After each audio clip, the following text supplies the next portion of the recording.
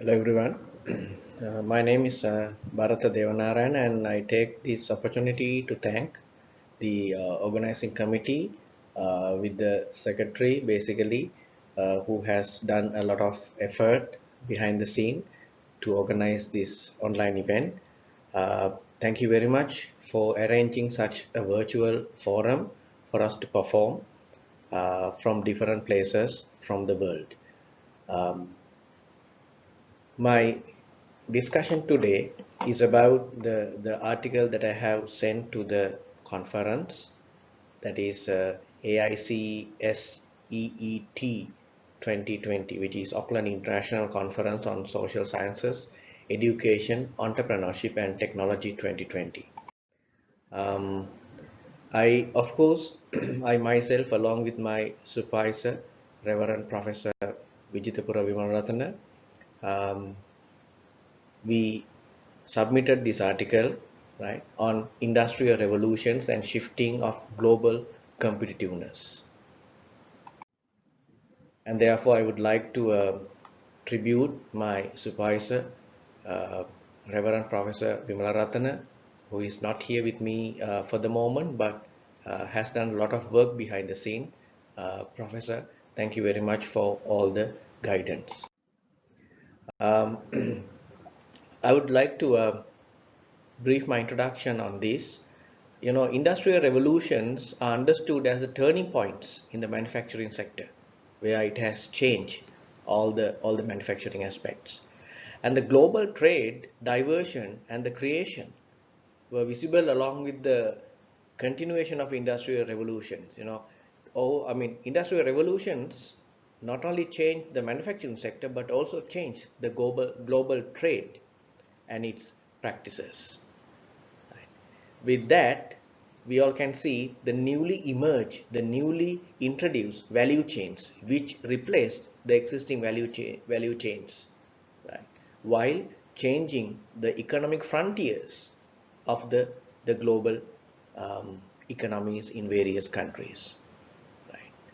So when it's come to the industrial revolutions, so for the moment we are experiencing the fourth industrial revolution all over the world, and finally what has happened is that the final industrial product has become an object for which all the others are contributing together from different locations in the world, right? you know International competitiveness of a country or of an economy is mainly decided by the relative cost of production. In addition to that, we are looking at the productivity at the national level, national productivity, availability of quality resources, especially including human resources, or we can say labor in economics, and cost of doing a business or other businesses, and of course the favorable macroeconomic setup along with the institutional environment. And I have basically two objectives of the study. So the very first objective was to examine the new dimensions of the global competitiveness map in line with the technological spikes, while paying a special attention to the fourth industrial revolution. Basically, I wanted to see as how the global competitiveness map has been changed, has been edited with the practices of the fourth industrial revolution, right, with respect to the global competitiveness.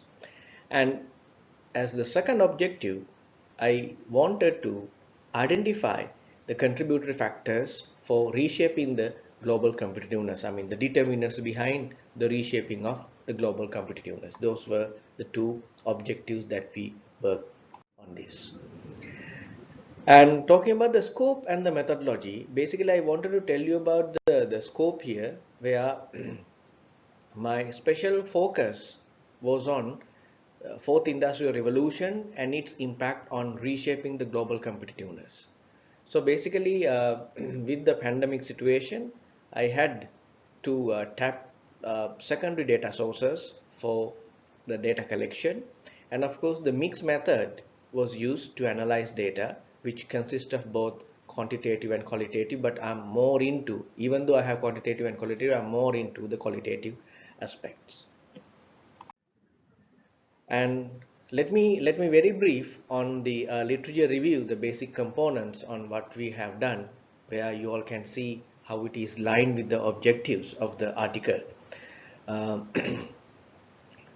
I started to talk about the pre-industrial revolutions and the global competitiveness.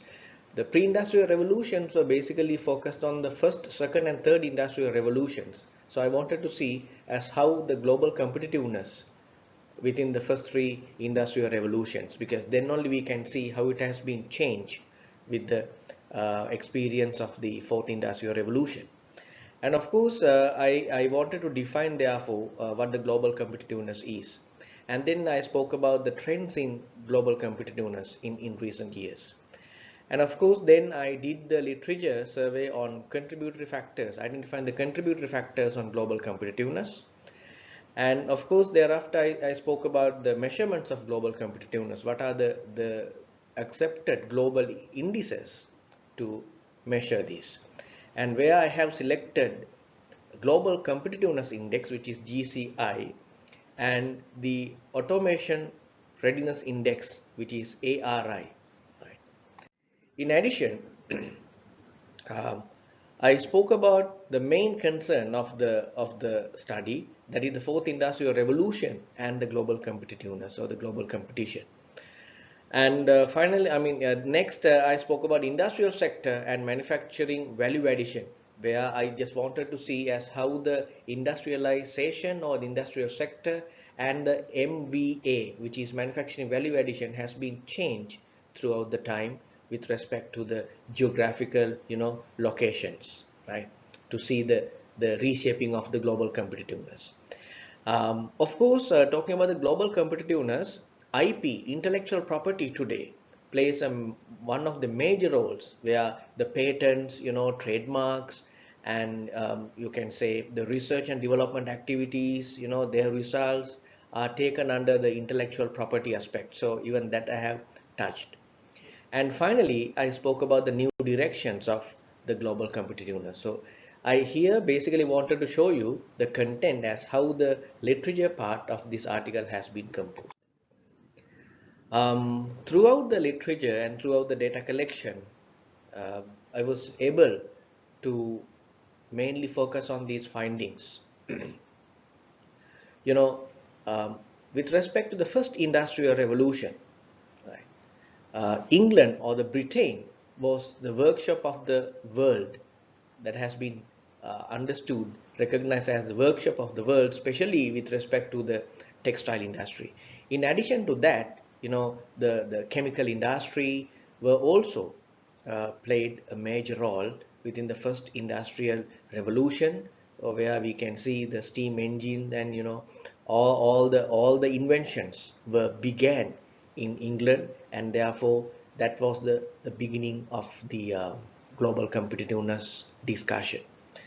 So with the second industrial revolution, which appeared in 18th century, where it has diverted it has diverted the global competitiveness from England towards the USA, where it says that the second industrial revolution diverted major market share to the United States of America because of the US inventions relating to electricity, internal combustion engine, telegraph, radio, automobile, including cars, plus the oil industry.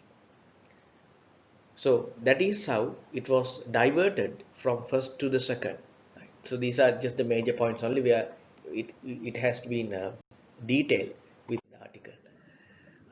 Plus, when it's come to the third industrial revolution, where we all know that it was based on the information technology, where WWW, World Wide Web, and Internet together was able to spread the entire monopoly within it has broken the monopoly, and it has now spread across the world with the third industrial revolution, where a lot of economies were reach were able to get into the third industrial revolutionary practices. And the most important thing is that the third industrial revolutionary practice was the foundation or the platform for the fourth industrial revolution what we are talking about. The fourth industrial revolution that we are talking about basically about AI, artificial intelligence, robotics, biotechnology, nanotechnology, 3D printing, big data analytics, cloud computing. So all these are coming under the fourth industrial revolution, and third industrial revolution created the basis for the fourth industrial revolution. And talking about the Global Competitiveness Report 2019, it was stated that the globalization and the fourth industrial revolution were the key determinants in creation of opportunities among the individual economies in the world, which has, this report further says that it has certain rankings of the economies. According to the report, GCI, Global Competitiveness Report 2019, that Singapore was ranked as the most competitive economy in the world. So United States, Hong Kong, the Netherlands, Switzerland, Japan, Sweden, UK, Denmark were ranked as the top 9 competitive economies after the Singapore in that order in the Global Competitiveness Report 2019. There's another reference, the World Economic Forum. So they announced the world 10 most innovative economies in its report in October 2019. When it's come to the descending order, right, Germany was at the top during the year. So as per their most innovative economies, Germany was the first, right? And then after that, it was followed by United States, Switzerland, Taiwan, and China. Then Sweden, South Korea, Japan, United Kingdom, France, and Netherlands, thereafter. Okay. And then the basis of their rankings. Germany came to the top of the list due to high marks for research and development, backed by higher number of patent applications per million of population. It was basically the IP, intellectual property, and it was based on the patent applications per million of population, and that was highest in the Germany. The merits of the United States to stand at the second place was the higher number of scientific research publications. It was about the research and development and their findings to be innovative. And Switzerland became the third, since it was, as the most innovative nation, as it has strongly backed by the skilled workforce, right? So now basically we can here conclude as the patent applications per million of population, research and development, plus the high skilled workforce were the three main determinants for these ranking at the first 3 positions. And these of course I'm using basically for you to get an idea about automation percentage of countries according to the World Bank 2015. So you can see the world ranking, but top of that you find the China. So you find China top of that, right? Even though the world is here, which is colored in red color, but that has been exceeded by the China. So the East Asian aspects or the regions now have diverted the global competition or the global competitiveness towards themselves. So this is for further reference. This is another case where this has been evaluated based on the manufacturing value added, as I told you, MVA, World MVA. So based on the International Yearbook of Industrial Statistics 2004. So up to 2004, we can see that when you compare from 1990 to 2003, where we can see that the lot of economies, developing countries, which includes NICs, national, the newly industrialized countries, they have increased the manufacturing value addition from 8.6 to 10.8.